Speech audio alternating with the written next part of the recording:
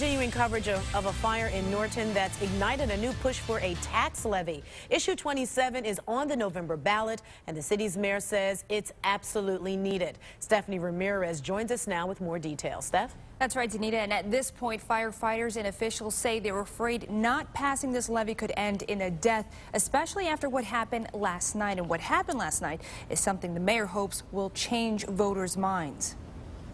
If it was a residential structure at that time of the night, there could have very easily been people sleeping in beds. Thankfully, there were not, says Norton's Mayor Mike Zita.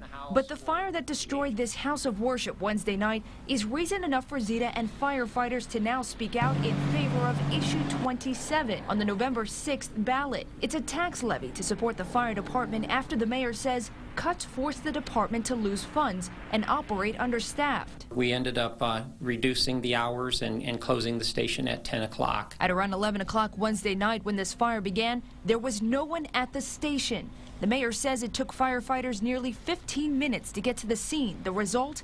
An even stronger blaze. A roof collapsed, threw one firefighter down a staircase. This was the first thing Fire Chief Mike Schultz said to reporters on camera that night. We were within seconds of losing 4 firemen tonight because we can't staff properly. It is critical that it gets passed in November. A former firefighter himself, Zita says this is a personal issue to him that he especially wants to see passed. And he's not the only one. Outside of the church Thursday, all Diana Archip says she could do is pray that something changes. They need to have somebody on duty all the time because it only takes a spark.